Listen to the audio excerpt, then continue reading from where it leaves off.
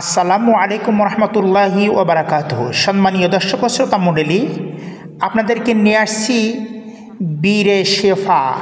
Medina থেকে 150 kilometre দূরে এই বীরে শেফা। বীর শব্দের অর্থ হলো কূপ, আর শেফা শব্দের অর্থ হলো আরোগ্য বা রোগ মুক্তির কূপ। নবী সাল্লাল্লাহু আলাইহি সাল্লাম মক্কায় যাওয়ার পথে ওনার পানি পান করার প্রয়োজন হলো। উনি তখন এই বীরে শেফার কাছে চলে গেলেন। এই পানিটা তখন ছিল লবণাক্ত।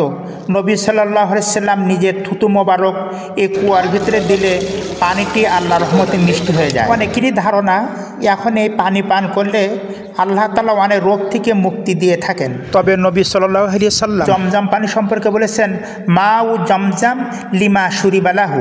জমজমের পানি যে উদ্দেশ্যে পান করবে আল্লাহ তাআলা তার উদ্দেশ্য পূরণ করে থাকবে। সুবহানাল্লাহি বিহামদিহি। জমজমের পানি সম্পর্কে আরও বলা আছে, আর শরাবু অত্তুআমু ওয়া শিফাউ। এটা পান করলে পিপাসাও চলে যায়, ক্ষুধাও নিবারণ হয়, আর সেই সাথে আল্লাহ রোগ থেকে মুক্তি দান করে থাকেন। প্রতিদিন বিশ্বের বিভিন্ন দেশ থেকে এ জায়গায় মানুষেরা এই কুয়াটা দেখতে আসে এবং সেই সাথে এই কুয়ার পানি বরকত মনে করে মন ভরে এটি পান করে এবং নিজ দেশে কিছু নিয়ে যায়। এর আগে মদিনা থেকে প্রায় 100 কিলোমিটার দূরে আছে বীরে রাহা। বীর শব্দ হলো কূপ, আর রাহা হল উপত্যকার নাম। নবী সাল্লাল্লাহু আলাইহি সাল্লাম যখন হজ বা উমরাতে যেতেন তখন বীরে রাহায় বিশ্রাম নিতেন এবং সেখান থেকে পুনরায় সফর শুরু করতেন। কেননা বীরে রাহাতে পানি ছিল বিষাক্ত। নবী সাল্লাল্লাহু আলাইহি সাল্লামের থুতু মোবারকের মাধ্যমে এই পানিটিও কিন্তু বিশুদ্ধ হয়ে যায়। সুবহানাল্লাহ। আপনারা দেখুন কিভাবে এই কুয়া থেকে পানি সংগ্রহ করা হয়। আপনারা লক্ষ্য করে দেখুন কিছু মানুষেরা কুয়াটে করে পানি নিয়ে যাচ্ছে এবং তারা উজু করতেছে, বরকত মনে করে পানি পান করতেছে। গায়ে বা মাথায় বা পিঠে এই পানি দিচ্ছে, মনে করছে আল্লাহ তাআলা এর মাধ্যমে মনে আমাদের শেফা দিয়ে থাকেন।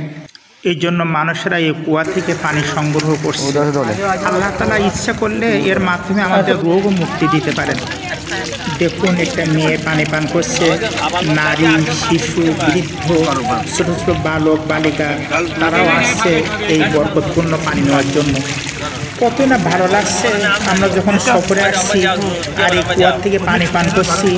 আর যখন আমরা কুয়াটা দেখলাম, দেখে অবাক হতে হলো যে কুয়ার ভিতরে কতটা গভীর, ভিতরে অন্ধকার মনে হচ্ছে, অনেক নিচে পানি দেখা যাচ্ছে, এরপরও সে পানিগুলো উপরে উঠে আসছে। আপনারা আবারও ভালোভাবে লক্ষ্য করে দেখুন কুয়ার ভিতরে কতটা গভীর এবং অন্ধকার, সেই সাথে নিচে পানি।